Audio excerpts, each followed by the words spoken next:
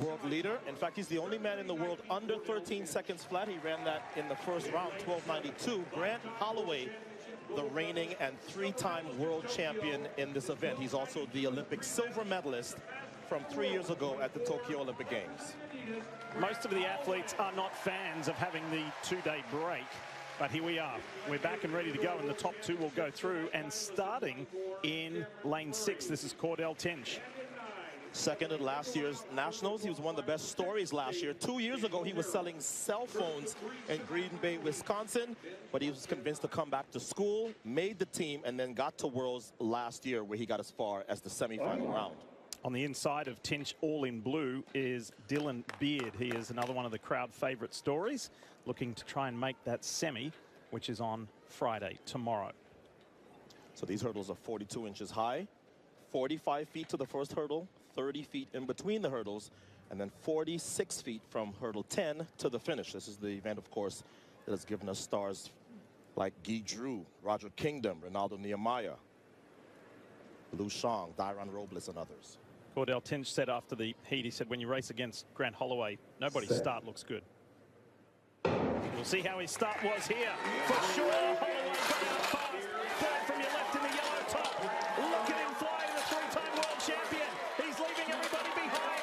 Beard is pushing Tinch. Tinch is going to have a challenge, but Grant Holloway, he ran 12:92 the other day, 12:97 tonight. So not only is Grant the only man under 13 this year, he's the only man now that has run 2 sub-13 performances. It's officially 12:96. Wind is 0.3. So let's look at the fastest man ever indoors at 60-meter hurdles and the world leader, Grant Holloway. Third from the left. You will notice that left arm of his. When he goes over the hurdle, he tucks it into his hip. And he explained to me this week that he's doing that to kind of be like a governor so that he doesn't get too close to that hurdle and have to get too high. So 2 rounds in the books, and Grant Holloway has been untested at these Olympic trials. 12:92 world lead in the first round, and now this is a very easy 12:96. He has booked his spot into the final and taken Cordell Tinch with him. Time to say good evening to Lewis Johnson, who is with that semi-final winner. Let's hear from Grant Holloway. Lewis? Lee, good evening to you and the rest of the team. Grant, good evening to you. Under 13 seconds both times. Your thoughts on this semifinal? Man, I'm just trying to channel that inner monster. Just want to say thank you, Austin, but right now I'm just in the zone. I want to stay there. Yeah. Can you help everybody understand what it's like to wait all day to run 13 seconds? Man, whoever made that schedule for 2 days off, call my phone directly. You'd rather run again the final tonight? Give me double back-to-back rounds. I'll run all 3 in one day. And there you have it, Grant. We'll see you in the final. Hey, Austin. Okay, Lee. And Lee, he told me that he feels like he should run under 13 every time he steps on the track. Well, so far in these Olympic trials, that's exactly what he has done. So Grant Holloway, Cordell Tinch go straight through. The others will have to rely on their time. Let's go to the field with Olympic silver medalist Trey Hardy and our Paul Swangard. Good evening, guys. Out the evening, Lee. Good stuff, Paul. Thank you very much. Yeah, speaking of this evening, it's a beautiful 73-degree evening here in the Pacific Northwest. We go back to the men's 110-meter hurdles, and time will count if you're not in that top 2. Cameron Murray had a really strong finish in that first semi-final, so he sits atop the time bubble as we go to semi number 2. And starting in lane 4, this is Trey Cunningham. It was on this track at the World Championships 2 years ago where he got the silver. That was also the year that he was the NCAA champion for Florida State. He ran 13 flat in college. That is still his personal best, and it was set on this field, on this track at the NCAAs. It was a tough year last year, and he said, in his own words, just very transparent, I got burnt out. And he said, I've come back to fall in love with the sport again. And a lot of these collegians have that year where they try to figure out what it's like to be a pro. It's not always smooth. All right, who else is in this second semi? Look over to lane 7, and it is Freddie Crittenden.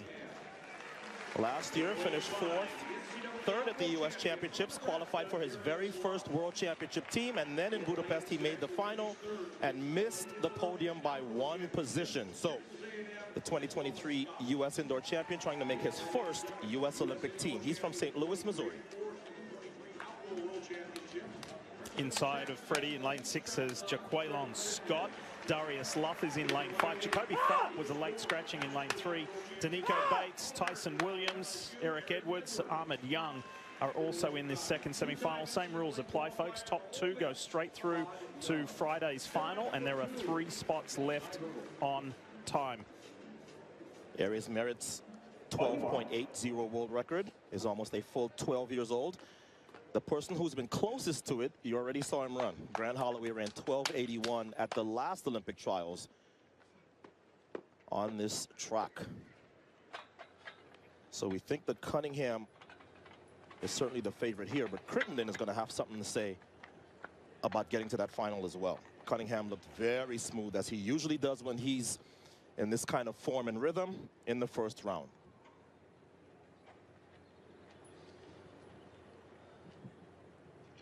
Set. Stand up, gentlemen, stand up. Okay, well, we saw lane 9 there. Ahmed Young. That's Ahmed Young. He raised his hand. He was suffering with a hamstring problem, and still in coming back from just a necessary time away last year. He said this is his comeback story. This is his comeback trail. And he's looked like it. He went to Jamaica recently and won there. That's his season's best, 13-12. That makes him number 6 globally, number 5 among Americans. Set. A clean start this time. No delay. Freddie Crittenden got it well. Third from the left. It's going to be Crittenden and Cunningham. They're setting the pace at the moment. Freddie, there's still plenty of life in those legs. Crittenden's going to get the win. And on the inside of him, Jaquelin Scott had a really good run. It's going to be tight between he and Trey Cunningham. And look at how pumped Freddie is. And the reason for that is that he just ran right at his personal best of 13 flat with that 13.05. Leaving Scott and Cunningham trailing in his wake. There is Scott. He just ran 13.23, and that's very close to his personal best as well. Look at the lean Scott over Cunningham. Cunningham was fine early in the race, but got a little sloppy late and gave up that second place. Crittenden is third from the left, and it was really wire to wire from him. Cunningham usually gets out well, but Crittenden was out maybe even a little better. And then he had a better second half, and that's what gave him the separation. So all by himself, Crittenden looking like he is going to be a real threat yet again to make this team, as he is a semifinal winner in a very fast 13.05, and he's celebrating going across the line as well. How about the youngster Jaquelin Scott of Texas, coming off his junior year at Texas A&M.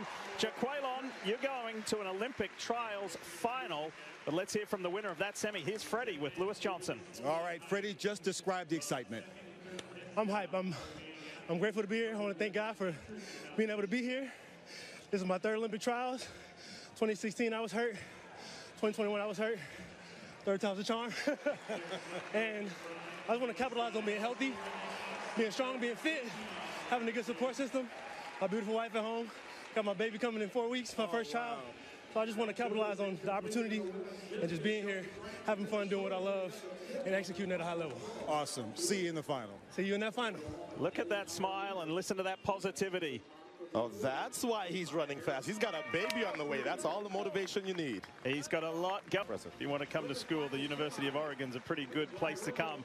That takes us to semi-final number 3 of the men's 110-meter hurdles. And this is Olympian Daniel Roberts. Collegiate and pro rival of Grant Holloway. He has made every team since 2019 like Grant Holloway, and he's the only American to beat Grant Holloway in the last 2 years. He got his first medal last year, a bronze, and said he was not happy with it. He wants gold. All right, who's he up against? Look over in lane 7, Jamal Britt of Las Vegas. He was a heat winner in 13.07. That makes him the 3rd fastest man in the world this year entering these semifinals. He's an Iowa Hawkeye. In fact, he was the 2021 Big Ten 400-meter champion, so he can run both of the outdoor hurdle events. Roberts is coming back from a few niggling injuries that prevented him from running at the New York Grand Prix recently, but he said he's feeling good now. We'll watch how he goes. Yeah, Britt's been consistent making finals, 6th in 2023, 4th in 2022. But as you know, at these trials, only the top 3 matters, so that's his aim. But first, he's got to get through this 3rd of 3 semifinals.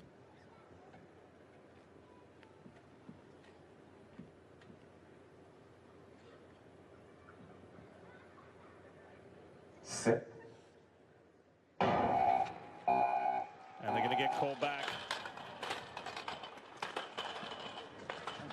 Did you see something? I didn't see anything. Okay. But just Maybe thinking. 4.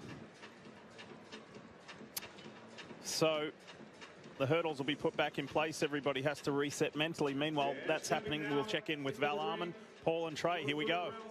Yeah, another opportunity to see her live here. This is the third round. At the end of this round, they'll pair the group of 12 that started the final down to 8. Allman comfortably in front. See what she does here in round 3.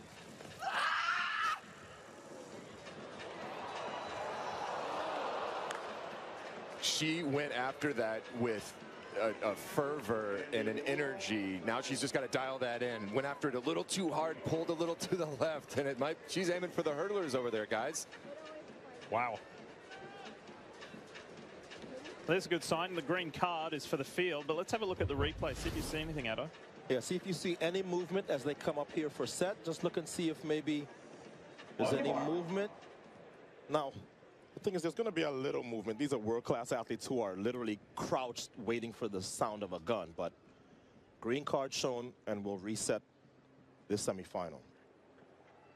Yeah, I didn't see anything that looked like it would warrant a second gun, but the technology is doing its job.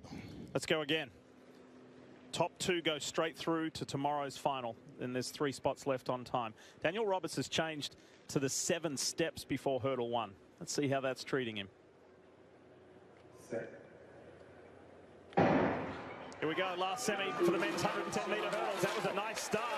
Really nice start from Daniel Roberts. Who else is moving out there? He's clearly in front. Look out to Michael Dixon. It is Daniel Roberts in 13:12. I can tell you, Lee, behind Grant Holloway, I think we are going to have one heck of a battle for those final 2 spots. Grant Holloway has kind of separated himself, but here, Daniel Roberts got a phenomenal start, reacted well to the gun, and then it was really just a matter of holding off everybody coming. Dixon got closest on the outside in lane 8. Let's get another look at Roberts, 4th from the right. Look at how well he reacted to the gun. When you touch down first over 1 and you're a guy like Daniel Roberts, you know what your job is. Keep your form clean and make sure you don't get high over these last 5 barriers. He did that, and that's why he was able to have a nice cushion between him and the rest of this field and book himself into yet another national championship final here at the Olympic trials. Seems like that 7-step protocol's working. Yeah, it's something we spent a lot of time talking about, and then I talked to David Oliver, and he said, listen, man, that's the whole 7-step thing. It's not the revolutionary thing you think it is. So it's working well for him, and Roberts is into the final. And it was a really strong finish from Michael Dixon as well. Davion Wilson